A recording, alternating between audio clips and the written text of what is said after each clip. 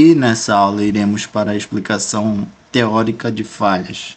Ainda não iremos abordar a prática, mas iremos explicar coisas somente teóricas de diversas falhas que serão abordadas durante esse curso.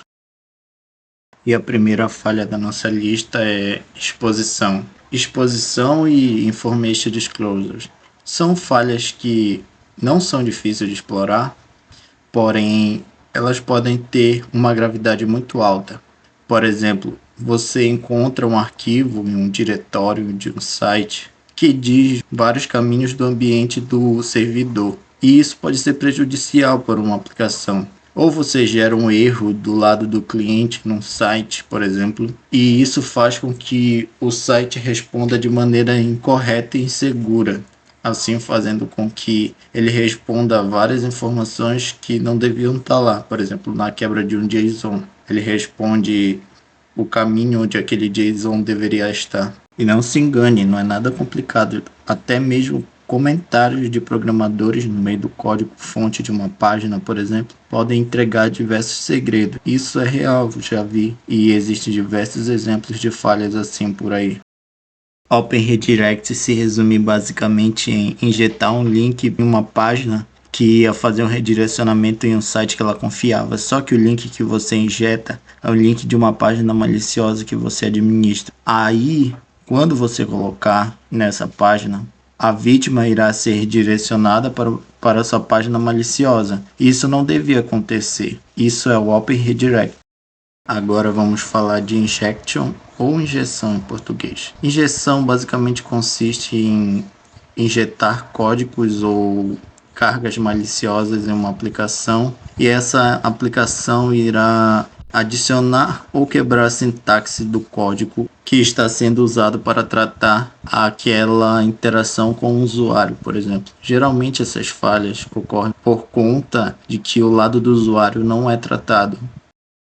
E nesse tipo de falha existem diversos exemplos, por exemplo, SQLi, que todos os bancos de dados usam a linguagem SQL. Então, quando você quebra, incorpora uma sintaxe maliciosa em um banco de dados, eles podem ter respostas inesperadas ou esperadas pelos atacantes. Então, isso faz com que a aplicação fique insegura e exponha o banco de dados. Ou o XSS, que é do lado do cliente, do lado do browser, e basicamente consiste em injetar JavaScript em tags HTML que não são tratadas, e isso reflete na página, por exemplo, assim fazendo com que o usuário possa manipular aquela página, roubando, por exemplo, os cookies do usuário, e assim vai, aqueles famosos cookies que todos os sites pedem. Já o SSTI é similar ao SQLi, mas só em uma parte, que ambos se passam do lado do servidor, por exemplo. Mas o SSTI é bem diferente, por conta de que quando você vai usar um template na hora de programar um site, ele pode renderizar junto com uma string que você pede no front-end, assim fazendo com que algum usuário malicioso se aproveite dessa falha, assim injetando códigos arbitrários e entre outros tipos de cargas maliciosas. E também existem falhas de forjar requisições. Por exemplo, requisições HTTPs. Elas necessitam de algumas coisas. Digamos que você precise mudar uma senha em um site.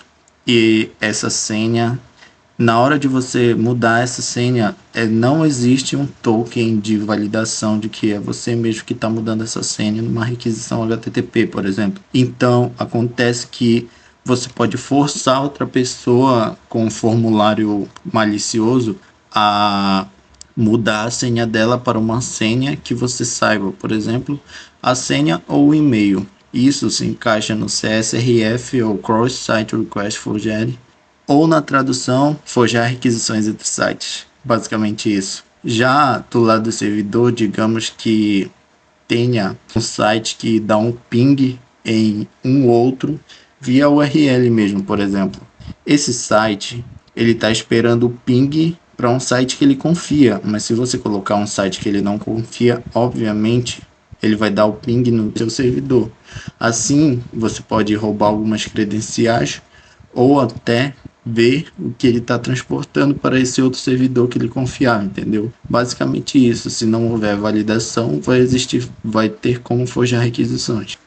Falhas de file upload ou de upload de arquivos consiste em basicamente você enviar um arquivo para um servidor, por exemplo. Ele está esperando uma imagem PNG, só que você envia um arquivo HTML, por exemplo. Ele renderiza esse arquivo e vai mostrar a página HTML no lugar da sua foto. Só que nisso você pode escalar a gravidade disso. Você pode estar dando upload de um backdoor e assim se aproveitar disso, ou até de um código malicioso que rode no lado do navegador que possa ter um XSS, por exemplo. Agora vamos falar de Access Broken Control, ou uma tradução, controle de acesso quebrado. Isso consiste em basicamente você se aproveitar de um acesso quebrado para explorar um sistema, por exemplo, um site ou uma aplicação, ela tem um nível. Esse nível é o usuário e o outro nível é administrador, por exemplo. Aí, nessa aplicação, nesse site, digamos, você usa o seu cookie de usuário comum para se aproveitar de um benefício de administrador. Só um exemplo aqui. Isso já caberia de controle de acesso quebrado. E isso foi explicações rasas de algumas falhas que eu vou abordar aqui. Lógico, durante o treinamento prático irá ser abordada de diversas formas, mas isso daqui é só a teoria por enquanto. Na prática vai ser muito melhor.